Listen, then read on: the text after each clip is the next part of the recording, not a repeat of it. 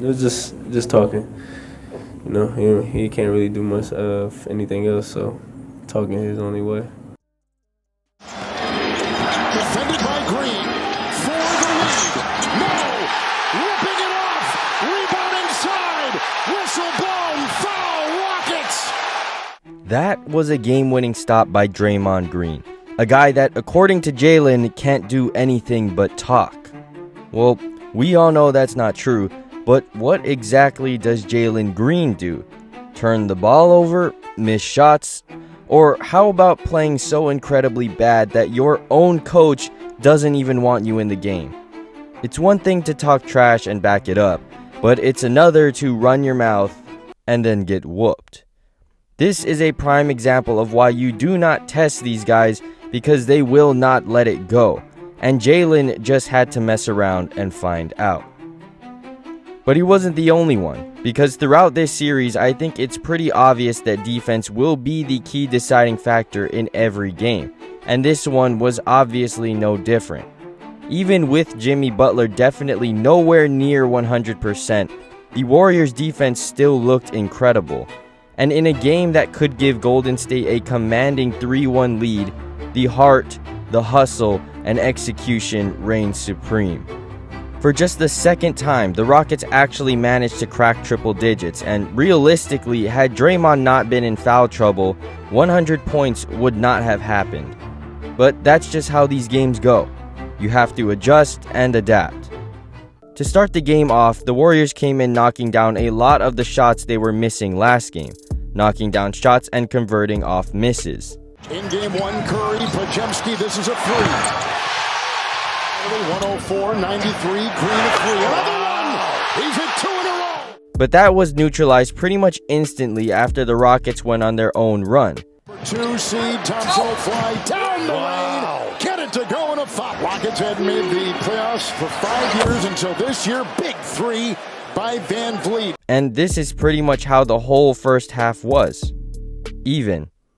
Rockets got their shots to fall. A screen and a three on the fly. Van Vliet knocks it in. It's a triple. And the Warriors got theirs to fall. He sets up. It's a three. No team was really creating any sort of real separation due to a complete lack of offensive flow.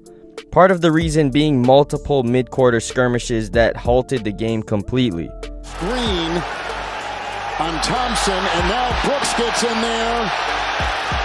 However, to close the first half, the Rockets would be the first to put their mark on the game, finishing the quarter up 7. Like in Game 3, once again, the Warriors don't have their ideal first half, struggling to get any sort of flow. But they were only down 7, and that is a win. Out of the gate, the Warriors jumped out to an 18-1 run and reclaimed control of the game. Curry has got 10 over Green, and now he's got 12. Butler free. He'll fake and feed. Pajemski triple.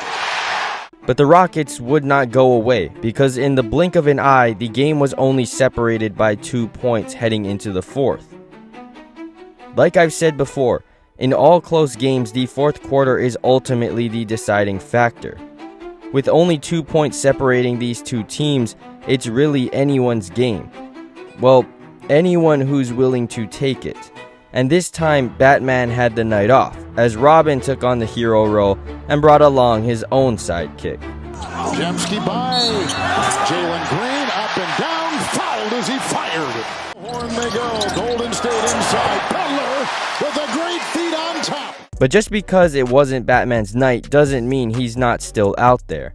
He's still the greatest shooter of all time with the strongest gravitational force in basketball. Here's Pajemski with the ball.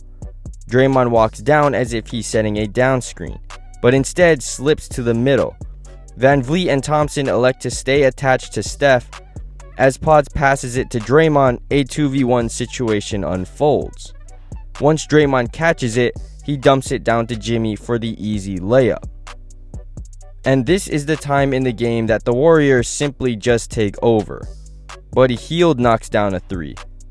It's Hield with a 3, drills it. Pajemski comes up with a huge block on Van Vliet. Drives inside from behind, it was knocked away. Great Golden State defense. And Jimmy Butler, even while limping, is still Jimmy Butler.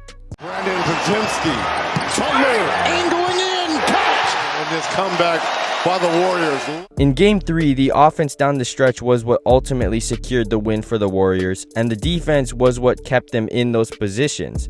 But this time, it was the complete opposite, because we all know what sealed the win this time.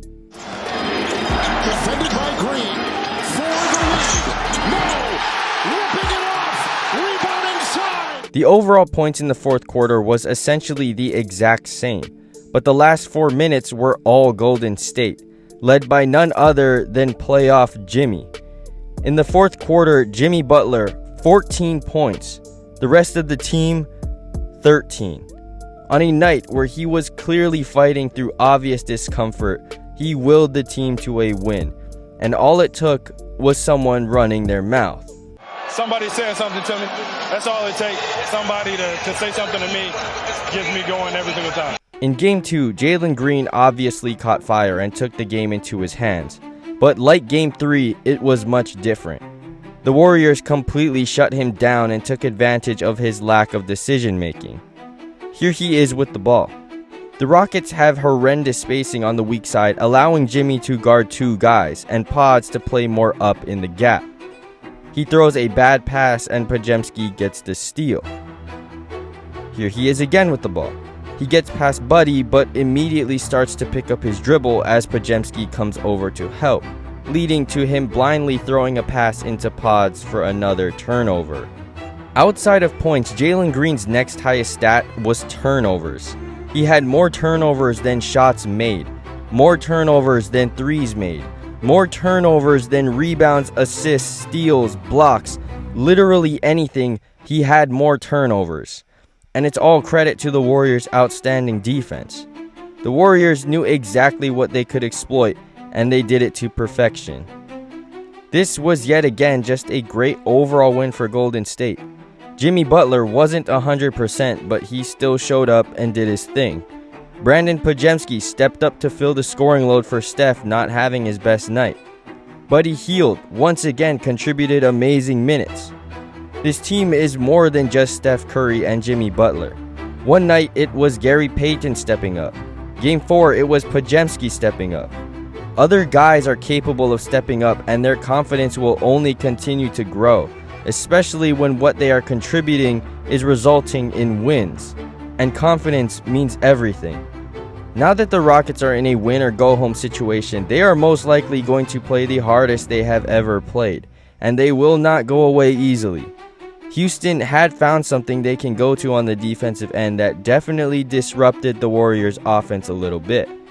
At times, the Warriors' offensive game plan came to a halt against the Rockets' defense. But we're talking about a team that has literally seen everything and been through the playoff routine countless times. They will adjust as they always do. Besides, Steph Curry is always going to be Steph Curry.